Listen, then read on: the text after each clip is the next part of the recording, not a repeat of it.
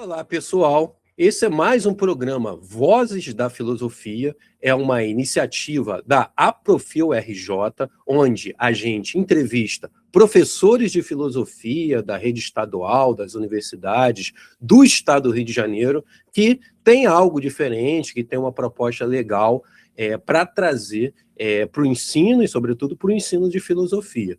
Hoje, a gente está aqui com Felipe, professor Felipe, que é da SEDUC, que também é compositor, que também é artista, e a gente vai fazer um bate-papo explorando essa questão do samba, da arte e do ensino de filosofia. Eu sou Diego Felipe, sou presidente da Aprofil e vamos estar conduzindo essa entrevista com vocês. Então, Felipe, a primeira coisa que a gente costuma fazer é pedir para os professores fazerem uma mini apresentação, se auto-apresentarem, para depois a gente fazer algumas perguntas. Então, se você puder se auto-apresentar aí para a gente agradece.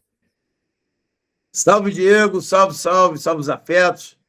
Primeiro momento aqui, deixar os meus agradecimentos singelos e sinceros e poéticos à Aprofil RJ, a você, Diego, amigo de longa data, que eu admiro muito.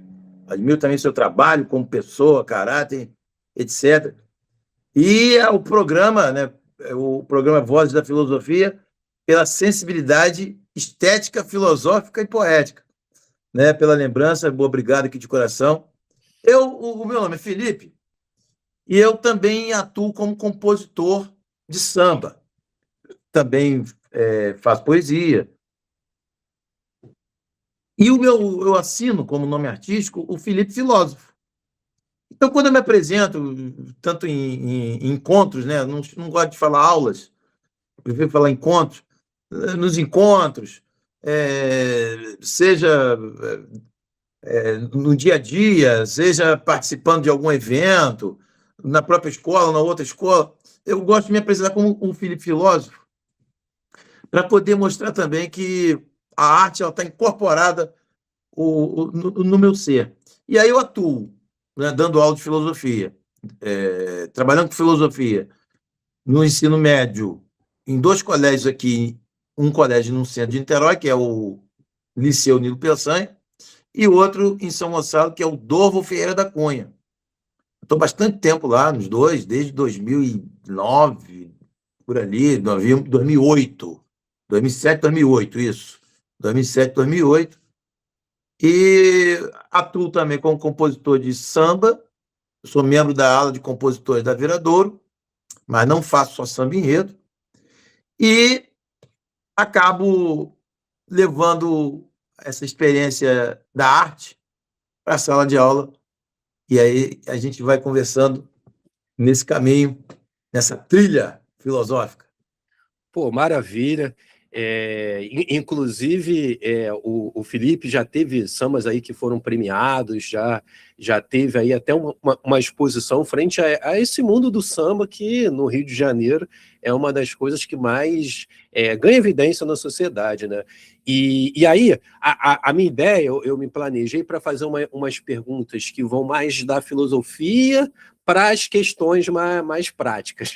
E aí a primeira pergunta, cara, que eu queria fazer para ti seria, para você, enquanto pensador, né, enquanto pensador não só estritamente da filosofia, mas como um pensador no sentido mais alargado do termo, qual seria a relação entre samba, arte, filosofia e educação? Boa pergunta e até agradeço. A gente precisa repensar a história da filosofia, e eu tento fazer isso, e eu sei que também tem muita gente que está tentando. Nós temos os nossos pensadores, os nossos filósofos e filósofas. No meu caso específico aqui, eu vou abordar os compositores e as compositoras, mas também podemos pensar em relação a intérpretes, que também, no fundo, são pensadores. Mas eu vou focar na questão dos compositores e das compositoras. Quando você pega, por exemplo, uma Dona Ivone Lara, quando você pega um Cartola, quando você pega um Carlos da Vila, que você conheceu, inclusive, que eu sei, Essas pessoas pensam o Brasil também por conceitos que são diluídos por afetos. Cria-se toda uma rede de afetos para pensar o amor, pensar a amizade, pensar o tempo, pensar a liberdade, pensar as questões sociais, pensar as questões de espiritualidade, as questões artísticas, uma própria metalinguagem. Você tem um samba, O Poder da Criação, João Nogueira, onde ele faz uma reflexão sobre o próprio processo criador. É uma aula de estética. E, repare, não é fazer comparação. Eu sei que é válido fazer a comparação de um conceito que aparece num samba com um conceito de um filósofo clássico. É possível. É até um caminho comum. Mas eu estou tentando ir por um caminho o inverso. Eu estou tentando transformar, colocar, pensar esses poetas como pensadores da história da filosofia. Então, é preciso reescrever a história da filosofia a partir das nossas ferramentas. Agora, nada nos impede de, por exemplo, se eu estou trabalhando o conceito de liberdade no Sartre, que cai, por exemplo, no Enem da vida, né? Você sabe que um terceiro ano há uma preocupação de também, não só, preparar para o Enem. Porque essas pessoas precisam estar lá. E aí cai, alguns temas são clássicos lá, cai em Platão, cai em Sartre. Há muita coisa que ainda pode cair, que também é uma questão, tá? Se fizer um levantamento estatístico, quantas questões do pensamento indígena, do pensamento africano, têm aparecido nas questões do Enem desde o seu início, mais ou menos 2008. Ainda é muito pouco, muito pouco.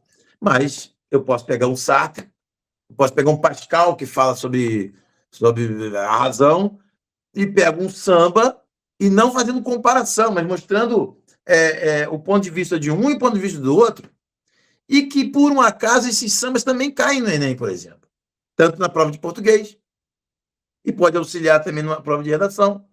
Então, a minha intenção é levar a força e, ao mesmo tempo, divulgar e transmitir, que até um tema que a Viradouro esse ano vai desenvolver, quer dizer, para o ano que vem, que é a questão do griot.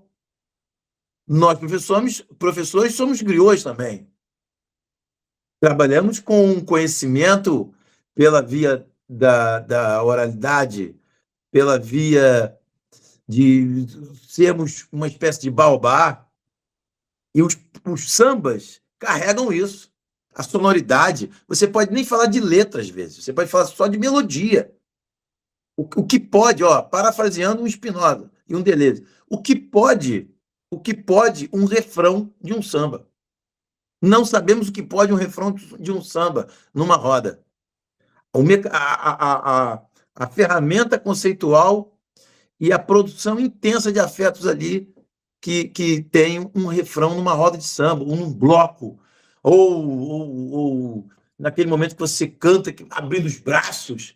É um êxtase artístico e espiritual. E eu também, além dessa questão do samba, eu gosto muito de levar poesia, porque eu também escrevo poesia. E aí eu tenho um método, que eu não sei se eu criei, se eu capturei de alguém, já também não menos interessa agora isso. Mas eu só sei que eu incorporei isso. Eu, antes de começar o encontro, eu acredito muito em energia, tá? Eu me considero um ser místico, e aí teria que definir depois o que eu defendo como místico. Mas, enfim, eu percebo que as salas de aula, que são cárceres, e eu gosto muito de dar aula fora da sala também, eu boto isso no quadro hoje, o encontro é fora da cela. E aí eu vou para o pátio, levo o cavaquinho lá. Mas quando eu estou dentro da cela, e a gente sabe que a gente vive um período de burnout, e tem um filósofo, Byung-Chul Han, que ele fala bastante disso também. As pessoas estão esgotadas mentalmente.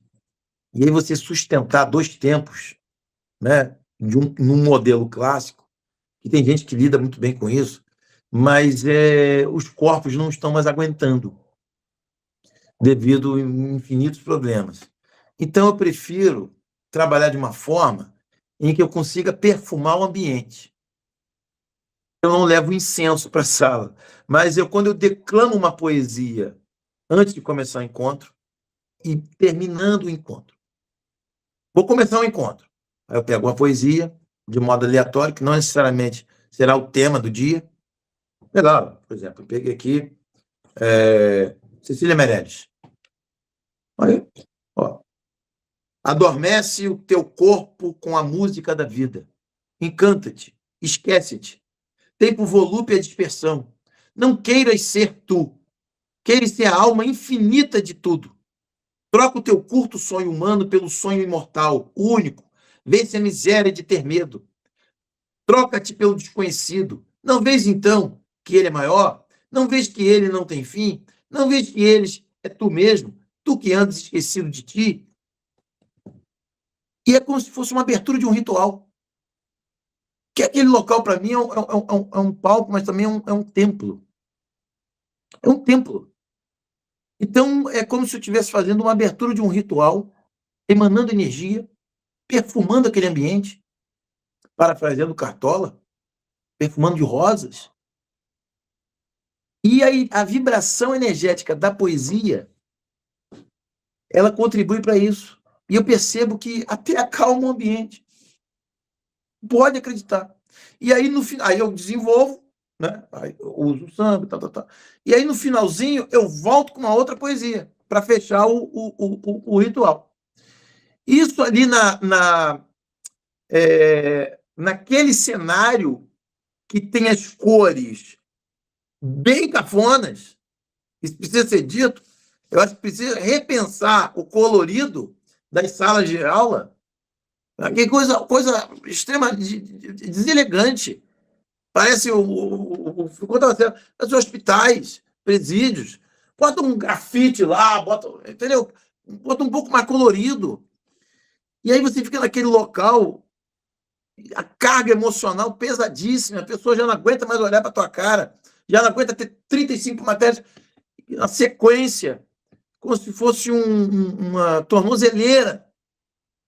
E aí é aquele momento que o cara respira um pouco.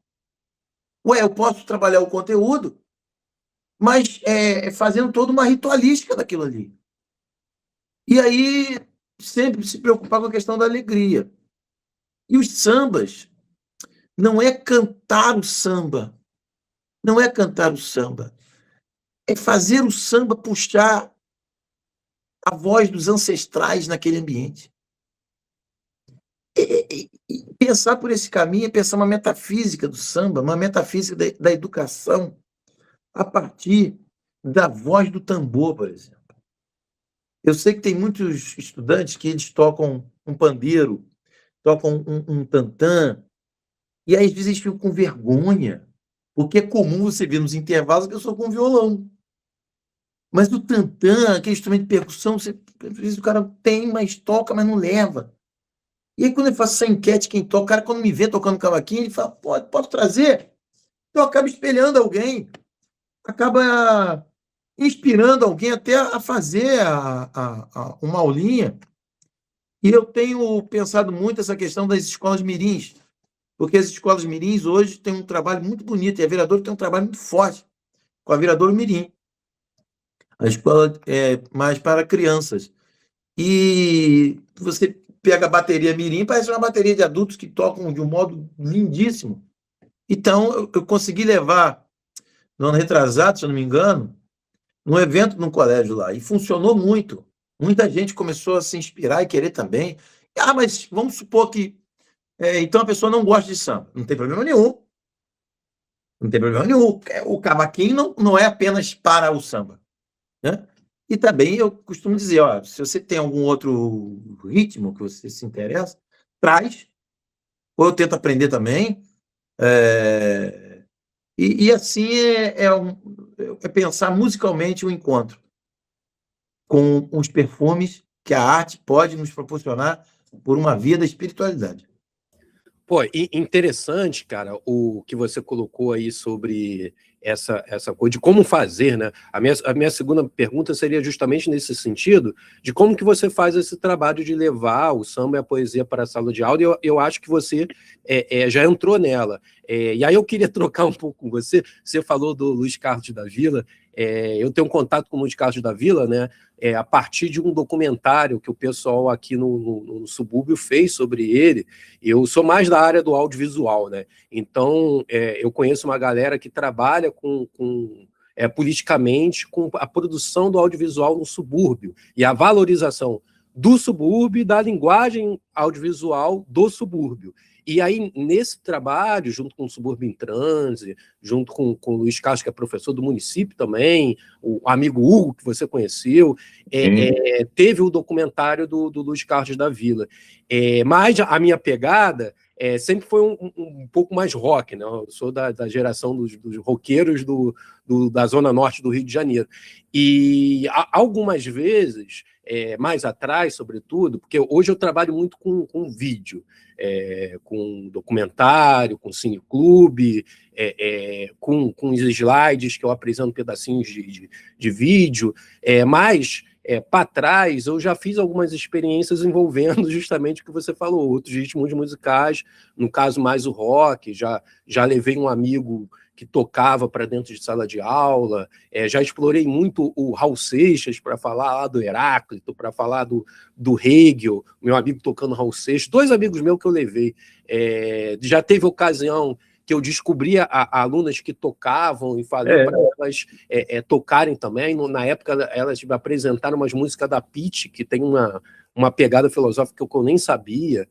E esse trabalho, cara, com música, eu acho muito interessante, porque você vai descobrindo, né? Eu trabalho no Carmela Dutra em Madureira, né? Que Madureira berço. o samba, né? E em Madureira, por exemplo, já tive uma aluna, uma estudante, que ela era do Império Mirim, ela era que cantava. Hoje ela faz PUC, ela tá no direito, se eu não me engano, é o direito da PUC. Então, esse universo é muito interessante, eu acho que é muito atrativo para os estudantes. Eu tenho percebido que, pelo menos nas turmas que eu atuo, diminuiu um pouquinho essa ligação dos estudantes com o instrumento. Eu acho que isso era mais, mas não sei se a sociedade tecnológica está afastando um pouquinho, mas de vez em quando surge um ou outro. E quando eu descubro, cara, eu falo, pô, vamos fazer alguma coisa aí, ó, aquele trabalho de grupo, pô, você pode fazer num outro formato, me apresenta aí o que você vai fazer, mas através da música. Então, eu às vezes tento explorar, e eu acho que você faz um trabalho muito, muito mais bem fundamentado nisso, e tudo que você apontou, eu acho que é bem interessante para o imaginário do professor, porque às vezes a gente quer fazer alguma coisa diferente, né? Mas a gente não sabe como, porque a gente tem a cobrança do currículo, por exemplo, a gente tem um Enem que os estudantes de escola pública, de escolas particulares, seja qual for o estudante, ele tem que ter um arcabouço mínimo ali, teórico, conceitual, para estar fazendo o Enem, porque também se a gente não oferece, eu considero um pouco de sacanagem com o cara, claro, porque a oportunidade de disputar por igual com alguém que tem aquele conteúdo. Então, é meio que um equilíbrio, né? A gente tem que trazer uma parada mais diferenciada, mas também tem que apresentar uma parte mais tradicional, mas aí a gente pode recorrer a essas estratégias de misturar o tradicional com o menos tradicional. Eu acho que você apontou muita coisa aqui nesse sentido. Aí, já emendando com esse papo, eu queria fazer o inverso agora. O segundo ponto, que seria perguntar como que você leva o samba e a arte para a sala de aula, eu acho que você desenvolveu. Mas eu queria perguntar o inverso. Como que você leva a questão da filosofia para o seu trabalho da poesia e do samba? Então, bacana. como que você faz o sentido inverso aí? Porque, como é que eu vou te falar? É um caminho sem volta. Tem que ter um cuidado danado de que às vezes pode passar uma imagem de um intelectualismo, e também tem que ter um cuidado com esse termo intelectualismo, que teria que definir isso, mas vamos ficar com um senso comum. O intelectualismo dentro do samba, e aí o samba perder aquela leveza. Eu não faço isso. Porque, por exemplo, se você for olhar a minha origem não é nem samba enredo, onde eu apareço mais, né? Eu ganhei vários sambas e tal. A minha origem é no Partido Alto e seresta. Eu moro em casa, aqui tem um quintal imenso, aqui tinha roda de seresta. Meu pai reunia com violão e Partido Alto. E o Partido Alto tem a questão do improviso. E os versos mais curtos, onde você não tinha que fazer pesquisa, nada disso. O samba às vezes, você tem que fazer uma pesquisa para você compor um samba. E o Partido Alto não tem muito isso. Você é o próprio carnavalesco da sua própria história. E aí eu tento trazer a questão da filosofia, lidar com o verso como se fosse uma escultura. O Plotino, ele tem um pensamento muito interessante, que ele fala assim, é preciso esculpir a sua própria estátua. Somos emanações de uma luminosidade. Somos turbilhões de luz. Então, quando eu vou sentar para compor, eu tento pensar o seguinte: eu posso, através da minha arte, derramar fagulhas de luz. Eu posso tentar levar uma alegria para aquele que talvez não consiga mais enxergar a vontade de viver. Eu posso... foi muito bonito quando eu ganhei o Samba da Viradouro em 2022, que era uma carta de amor. Muita gente, que era período de pandemia, muita gente vinha no meu privado falando assim, caraca, eu ia tentar suicídio, mas aí eu ouvi essa música e me deu um que a mais aí para não desistir. E quando o compositor ele senta com calma para ter muito cuidado com o verso, a melodia é importante, mas a palavra também é. A mensagem que vai ser passada, o caminho melódico, porque, por exemplo, o Deleuze me fez repensar, e aí não é, ele roubou isso de alguém, né? Mas ele desenvolveu a paisagem sonora. O que é isso? De um modo assim bem rápido. O compositor é um pintor. Porque quando você ouve uma sequência melódica, aquela sequência melódica ela pode te remeter a uma paisagem. Então, que paisagens queremos produzir? Paisagens de inquietação, paisagens de vontade de viver, paisagens de não se calar, paisagens de amar.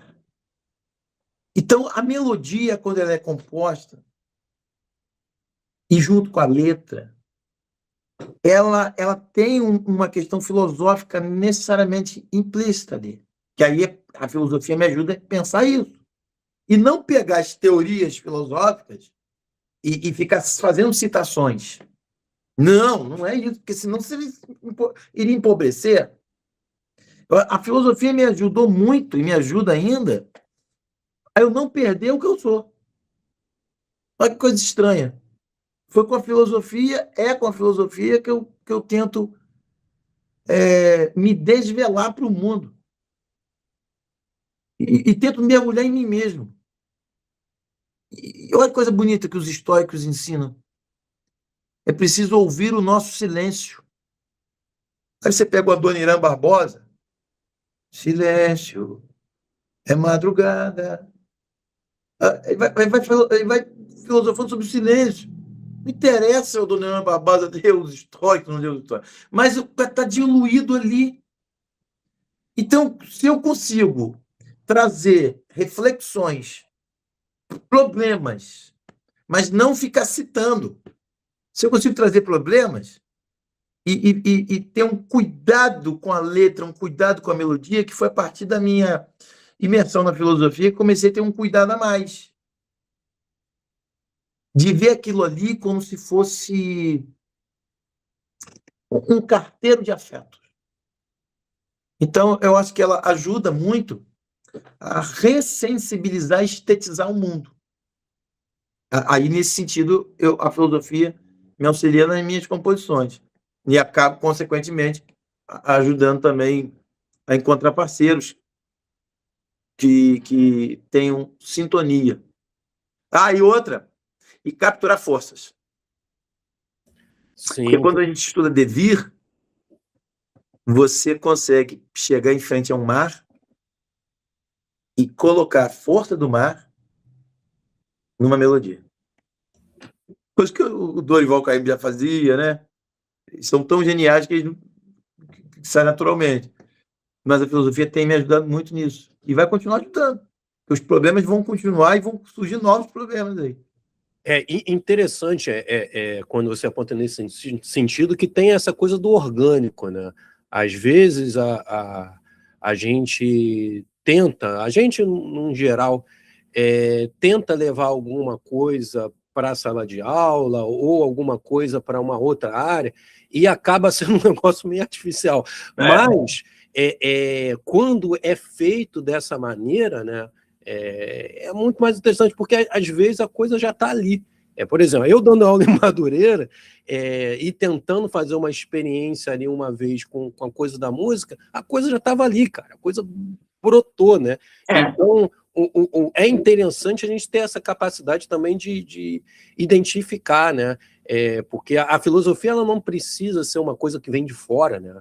A filosofia não precisa ser essa coisa que vem de fora, que tem essa preocupação intelectualista, vamos dizer assim. Porque às vezes ela está ali. Exatamente. E se a gente leva por esse recorte mais intelectualista, acaba até empobrecendo. Acaba empobrecendo. E aí,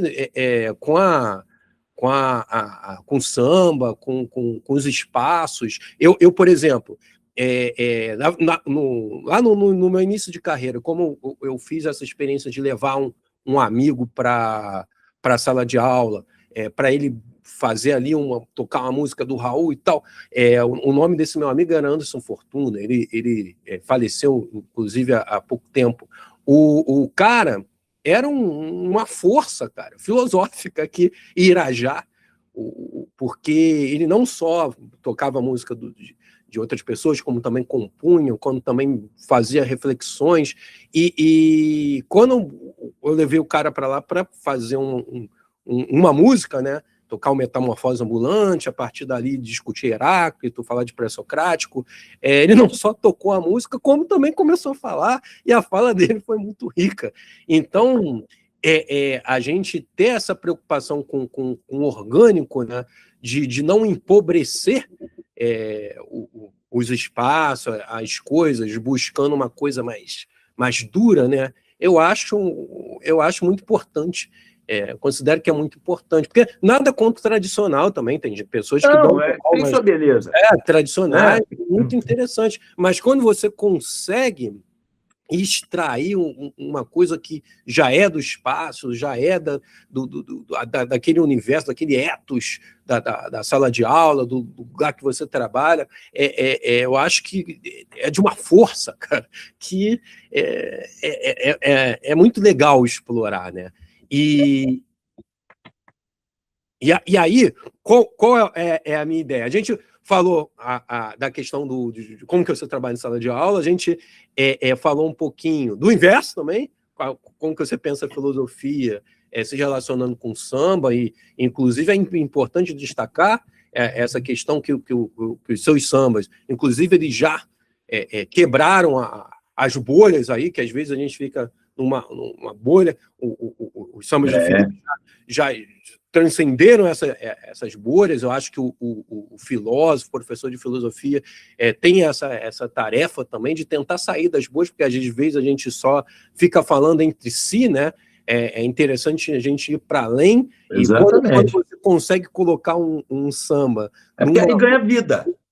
Ganha vida. E ganha vida com com um público muito maior do que as bolhas, né? Às vezes a gente escreve um artigo, um texto que, sei lá, lê 10 pessoas. Ah, não, o texto é muito legal, a referência, mas, sei lá, leu só o especialista do especialista do especialista. Quando você consegue levar um samba, colocar um samba numa escola de samba, cara, aquela reflexão vai atingir quantas pessoas? É verdade, e toca. Toca. Porque o que também é o seguinte, o conceito, e aí, é claro, eu tenho um viés de Deleuze que acaba me influenciando, mas o conceito ele tem uma carga afetiva. O filósofo mais assim, da filosofia da ciência, sei lá, o positivismo, não sei o que da vida, como é que surgiu aquele conceito? Então, quando o cara é tradicional, mas ele vem de dentro dele, é ali que ele se realiza. Tá ótimo, maravilha. O que não pode é o seguinte: você tem, por exemplo, um cara que é artista, ou um cara que é admirador de uma arte, e aquilo está brotando nele. Ou ele faz da própria vida uma obra de arte. De repente ele não toca o instrumento, mas ele faz da própria vida uma obra de arte. Então aquilo está brotando, ele quer pulsar a vida, ele quer estar dentro de uma sala, sei lá, ele tem que estar entusiasmado. É essa a palavra. Entusiasmado. Não dá para você ficar. Porque quando você fala, você está falando de filosofia para alguém, seja para um grupo, para uma pessoa, ou num boteco, ou numa sala, sem empolgação, empobrece o que o pensador pensou, lá, escreveu, empobrece o público, vai ficar desinteressado, e te empobrece, parece que você é sei lá, uma máquina ali de reproduzir apenas. Então, se o cara é tradicional, mas ele fala com vida, ele bota aquele tupi, mas ele, quando ele fala, você vê, você fica arrepiado, tem sua beleza. Agora, eu penso que esse tradicionalismo ele já está há muito tempo. Então, a gente também pode respirar por outras vias. Né? E tem muito recurso. Porque não necessariamente a pessoa tem que saber tocar alguma coisa. Né? Olha só, a força que é uma palma da mão. A palma da mão é uma espécie de griot também. A palma da mão ela comunica algo. A palma da mão ela faz uma limpeza no ambiente. A palma da mão ela traz um ritmo. A vida é ritmo. O conceito tem um ritmo. As ideias precisam de ritmo. Eu gosto muito da ideia lá do Nietzsche, do próprio Aristóteles. Aristóteles tem coisa interessante pra caramba. Caminhar. Se você tem um colégio onde você tem oportunidade do entorno, você caminhar todo mundo e pensando, é mais interessante você ficar sentado ali. Se você tem oportunidade de fazer trilhas, uma montanha, você imagina que coisa bonita. Eu fiz isso uma vez. Aqui tem algumas trilhas em Niterói que dá para ir, né? Não exige tanto esforço físico. Tem trilha das Andorinhas. Você chega lá no topo, você abre lá um texto de filosofia da natureza, um fragmento, sei lá, qualquer filósofo da natureza, ou um pré-socrático mesmo. Você começa a pensar ali junto ali, pega uma poesia brasileira lá da época do romantismo, que cai também na prova de literatura. Aí você chama um cara de geografia para falar lá da estrutura, que não sei o quê. Aí chama um cara da história. Aí você faz um mix ali, aquele conhecimento vai ganhando vida. Então não é uma coisa que entristece, que empobrece. A pior coisa que tem é você fazer as coisas, tudo na vida, seja um encontro, seja um café. Pô, se eu vou beber um café, a mística ensina isso. Vou beber o café, eu quero me dedicar totalmente ao paladar do café. Não adianta beber café pensando em um monte de coisa aqui. Eu não vou saborear. A filosofia é algo cristalino. É uma pérola, é um cristal. É que nem você ouvir o Cartola. Para tudo. Para ouvir o Cartola. Porra, o acorde. Vocês estavam no carro com um amigo, aí falei, ele começou a falar, falei, faz o seguinte, pega uma seresta aqui, chamado Violões em Funeral, que foi uma celeste homenagem à morte do Dona Rosa na época. E aí, esquece a letra, ouve só o violão. Dum, dum, dum, dum, dum, dum, dum, dum, dum, dum, dum, dum, dum. Cara, aquilo ali tem filosofia. Agora, é claro que você precisa fazer uma espécie de preparatório para um Enem. Dá para fazer os dois? Claro que dá para fazer os dois. Acho que dá. E as provas do Enem tem também, pensando nisso, letras de música. Quantas letras de música não caíram? Tem, mas da redação, porque na hora da redação não adianta ser duro. E na hora da redação vai ter que mexer com a imaginação criadora. Que é ali que muita gente acaba perdendo uma grande chance. Porque a filosofia também ajuda a estimular a imaginação criadora, que é pensar a própria origem das nossas ideias.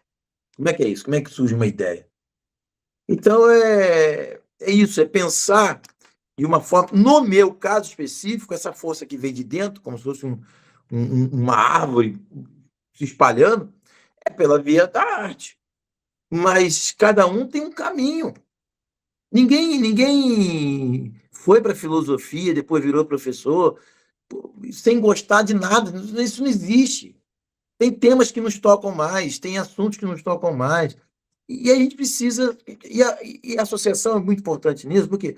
Porque ela ajuda a pensar o coletivo e também essa questão do adoecimento dos professores. E às vezes é triste, você está numa sala com 40 ali, aquela coisa criminosa, e aí você vê que não está funcionando, aí vai batendo um desânimo, e aí vai adoecendo a pessoa, porque é difícil, você tem 40 pessoas ali numa sala que você não tem a menor noção da vida emocional de cada um, a pessoa talvez está sem saco, sem paciência, brigou com a mãe, brigou com não sei quem, foi mandado embora do emprego, está com dívida. E aí você está ali com um conhecimento que você admira, mas você vê que não tá, a pessoa não tá querendo te ouvir. Então, quando você pensa o coletivo, você faz esse trabalho maravilhoso, as entrevistas, vai ouvindo, porque a gente precisa exercitar essa beleza que é ouvir, e transformar a voz numa espécie de teia de aranha, onde, e inclusive a palavra enredo, né, que é um caminho do próximo desfile da Viradouro, a palavra enredo, ela vem de uma origem etimológica de rede, que remete a uma teia. Então, estamos conectados. Não adianta a gente ficar na vaidade de achar que não, a turma do Deleuze, a turma do Nietzsche, a turma do outro. Todos os pensadores são bem-vindos desde que aumentem a nossa potência de vida. Entende? Então, esse é o critério, é tentar brotar essa força interior. No meu caso, é pela via da arte. Mas vamos supor que um dia também me interesse por pintura, que eu acho lindo, mas eu não entendo muito. Vou querer transformar a sala num local lá para fazer pinturas, rabiscar de cores ali. Eu tenho que ver o que está vindo e deixar o movimento passar. É isso, é isso. Meu caro, você tinha me perguntado se podia levar o cavaquinho. Por Então, favor. a gente pode ir conduzindo o final da entrevista justamente com uma palhinha aí que você quiser apresentar, o papo que você quiser fazer por esse caminho do Olha que cavaquinho. interessante. Olha só, olha que interessante. Aí você vai, Pascal, Pascal. Já caiu no Enem uma questão do Pascal, né? Não, mas Pascal, como é que vai fazer filosofia em Pascal? Olha só que interessante. Aí o Pascal, no livro que está na tradução dos Pensadores, inclusive tem a Pensadora, tem o livro chamado Pensamentos, e tem um fragmento dele, o aforismo, 277. O 277 é onde parece a famosa frase lá do Pascal. O coração tem razão que a própria razão desconhece. Opa! Isso dá uma bela questão, né? O coração tem razões que a razão não conhece. Percebe-se isso em mil coisas. Digo que o coração ama o ser universal naturalmente e a si mesmo naturalmente, segundo aquilo que se aplique, e ele se endurece quando um ou outro a sua escolha. Rejeitastes um e conservastes outro. Será por causa da razão que vos amais a vós próprios? Aí ele vai trabalhando uma ideia das potências que tem o coração, que o Pascal, por mais que ele é visto como um racionalista, ele liberta isso. Ele fala, aqui a razão não tem como dizer nada. Porque aqui é o campo da emoção. Deus, para ele, é esse campo. A arte, para ele, é esse campo. A fé, para ele... E aí você pega um samba, que foi composto na década de 20, 40, por ali. Tem muito tempo, né? E o samba se chama Aos Pés da Cruz. Marino Pinto e José Gonçalves. Presta muita atenção na letra do samba. Olha o que ele diz.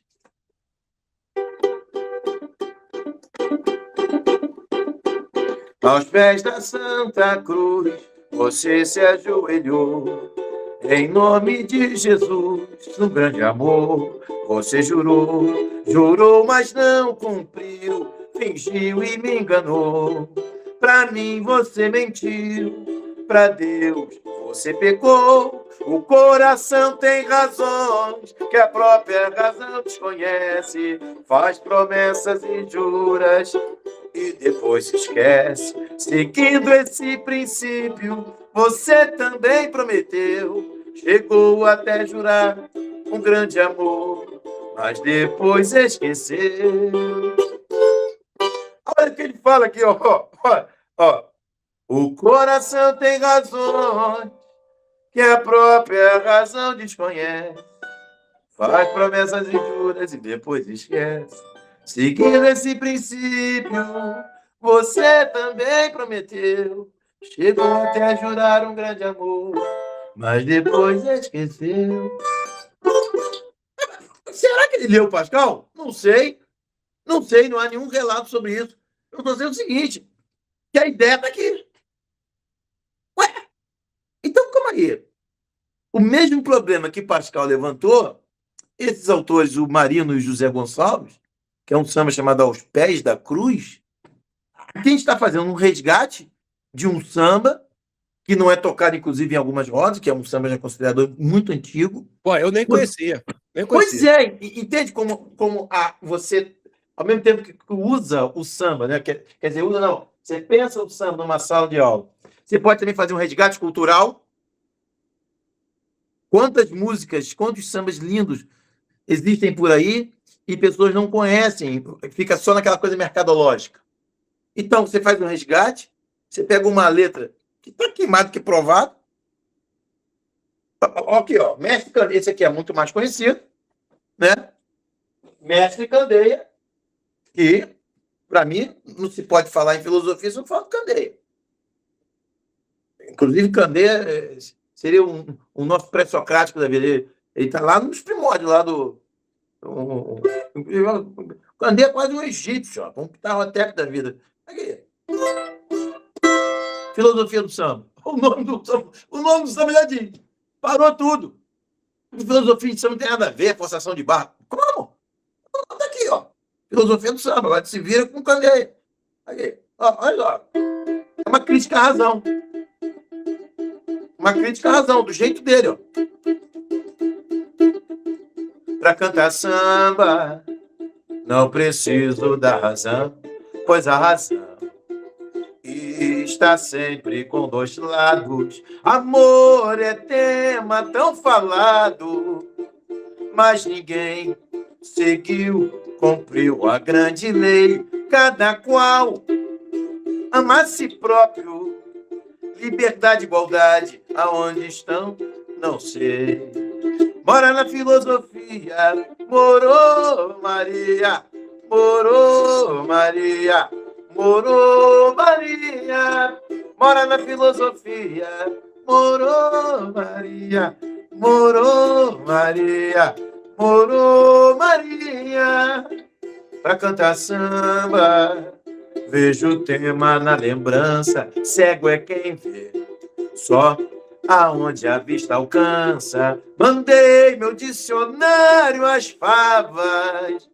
Mudo é quem que só se comunica com palavras. Se o dia nasce, renasce o samba. Se o dia morre, revive o samba. Bora na filosofia, morou Maria, morou Maria, morou Maria. Repara o seguinte, olha o que ele fala. Mudo é quem que só se comunica com palavras. Opa!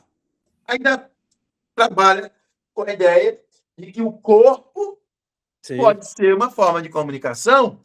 sim. Quando a baiana está girando a saia... Coisa que o Nietzsche, o Spinoza... Entende? E aí, quer dizer, vamos supor que o Candé tem ali no Nietzsche, tudo bem, pode ser. Vamos supor que ele não leu, Sim, sei sim, lá. sim. Brota dele. Isso é muito forte, isso é muito bonito. E você vai ter um repertório gigantesco aí. Né? Assim como o funk também, né? O axé, o reggae, o hip hop, o trap, a seresta, os pontos de umbanda, tem tudo.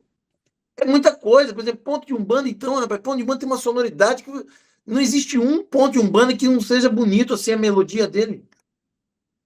Caraca, caô, caô, caô, Xangô, meu pai de fé, mora na pedreira, tem no seu colo o leão e seu rocher. Xangô que mora na Umbanda, Taimaleme que é seu perdão, cuida do nosso destino, que é para sua proteção. Meu pai, ele é São Jerônimo, tem o livro e a pena na mão, é o santo da justiça, ele é rei do trovão. Caô, caô, caô, caô, Xangô, meu pai, para pensar em destino, né? Os pontos, cara. Há de se fazer um trabalho em filosofia só com os pontos de Umbanda, por exemplo. Entende? E tem muita coisa. O skatista, cara. O Deleuze falou do skate. Aí, tem muitos skatistas nas salas de aula. Eu vejo muito, tá? Sim. Skatistas, desenhistas, tá? Há um fenômeno dessas gerações agora desenharem muito. Eu não sei te explicar. Coisa de mangá, eu acho que tem a ver Mangá, com né? Deve ser influente no mangá. Então, eles desenham muito. Então, tem que encontrar potência naquilo ali. Eu cheguei num trabalho desses aí, eu falei para o garoto. Pô, eu estava dando aula para o garoto desenhando, para desenhar.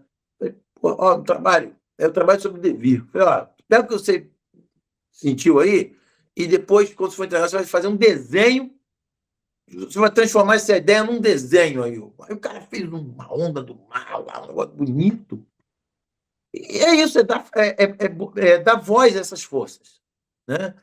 No meu caso, é pela via do samba e da poesia.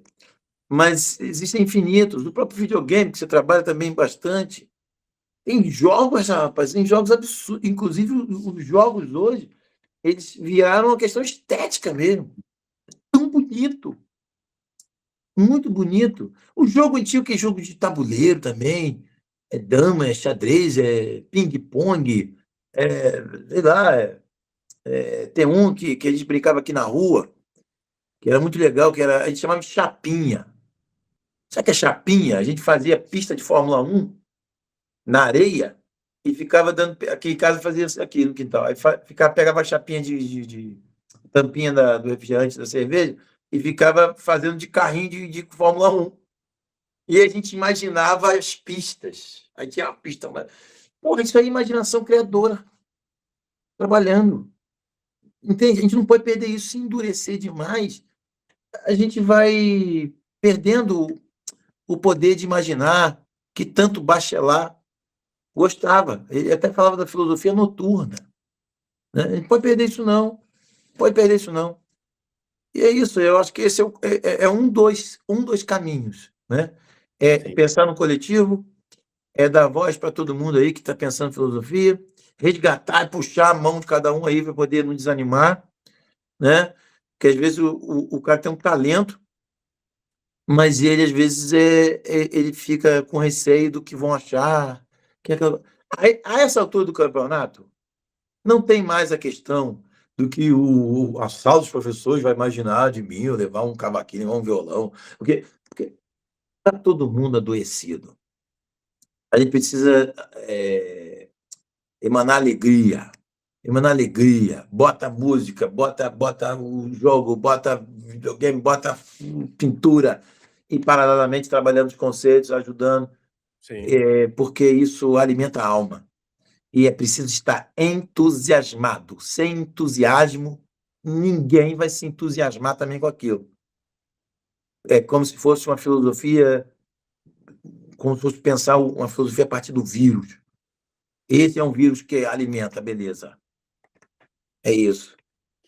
Tá certo, meu camarada. Só uma última coisa. Tu quer fechar com uma música?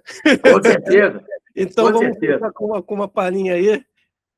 E desde já agradeço, foi um papo ótimo e vamos fechar no afeto. Agradeço imensamente. Diego, amigo de longas datas, muito querido por todos nós, né? Não tem uma pessoa que eu ouça falar mal de você, todo mundo fala bem, um cara alegre, engajado, pensa sempre no outro. E eu agradeço demais aí a associação também, ao programa. Todo sucesso do mundo, pode contar comigo sempre. E eu tenho certeza que a gente vai se encaminhando para uma multiplicidade. É isso que importa. Eu tenho um conceito no Deleuze que chama-se rostidade. Eu falei aquela porra, rostidade. Porra é essa? Aí, lendo. Aí falei, vou escrever uma música sobre o rosto. E aí eu fiz o samba assim, ó. Isso também é meu, né? Só uma passada. É um samba pequeno. Rosto, carregas no tempo a saudade, moldura, ternura, intensidade, invade o silêncio encantador. Rosto, pálida luz, sombrio tormento, o suor desvela o seu pensamento, rimas solução em versos de amor. Rosto é o oposto da verdade, composto de vaidade, fotografia da paixão. Rosto, és deserto, és sereno, és confinamento, acalanto pro meu coração. Salve os afetos, grande Diego, obrigado pelo carinho. Bom, meu cara. Junto sempre. Muito obrigado, Felipe. Tamo junto aí. Eu tenho certeza que essa gravação, esse vídeo, vai aí animar, vai trazer o entusiasmo para alguns professores que, de repente, estão nessa condição de esmagado por elementos, né? E precisam aí retomar uma energia. Então, muito obrigado, tamo junto. Esse vídeo vai estar no nosso canal, depois a gente também vai tentar levar ele para outros canais parceiros para a gente poder disseminar essa conversa o máximo possível. Vamos espalhar como se fosse ventania de Inhaçã. É isso aí. Grande abraço. Abraço a todos. Salve!